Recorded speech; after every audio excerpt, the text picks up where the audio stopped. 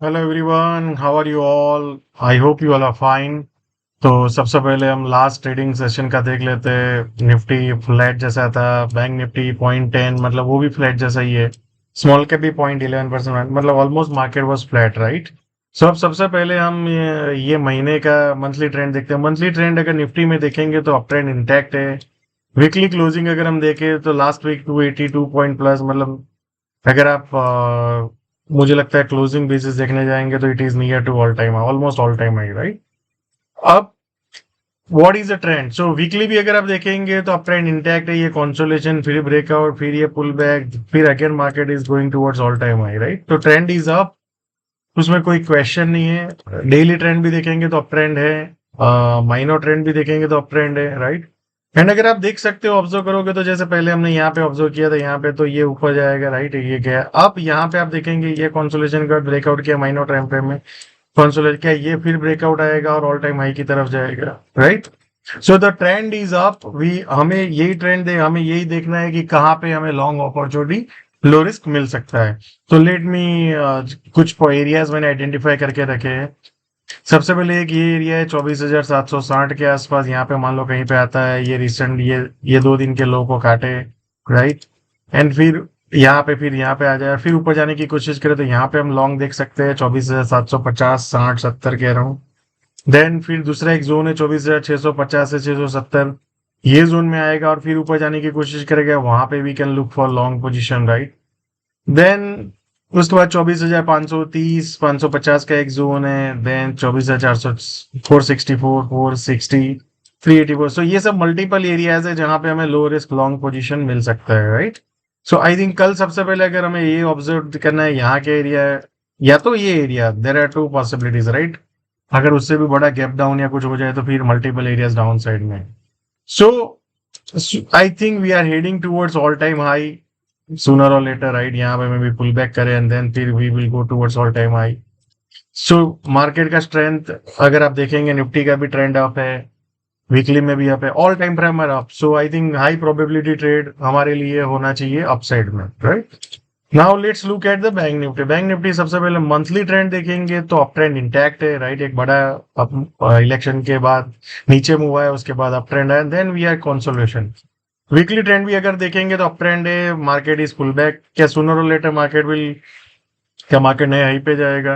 Daily trend अगर आप देखेंगे तो यहाँ पे मंथली नंबर्स आए थे H D F C bank के, फिर उसके बाद सेलिंग आया, फिर पुल बैक आया, फिर सेलिंग आया, फिर पुल बैक, राइट?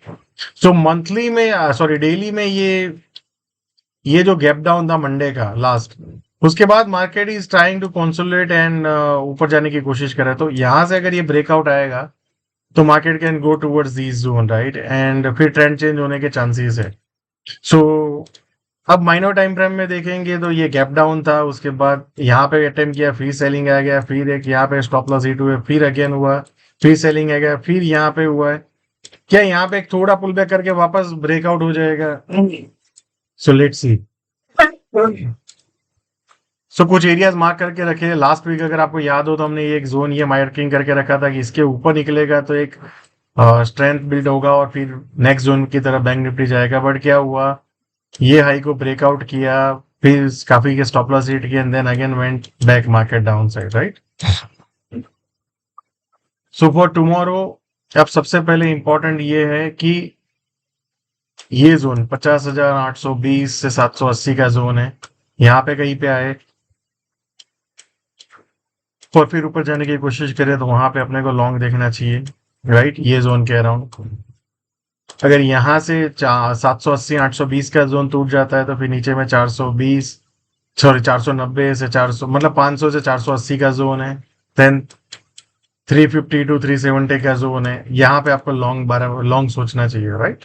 अब जैसे ही बाजार ये जोन को क्रॉस करेगा 51,100, आप मोटा मोटी पकड़ लो, तो फिर सीधा नेक्स्ट जोन है 50,000, 51,650 टू 51,800, मतलब 51,600 से 51,800 का जोन है, राइट? 51,000।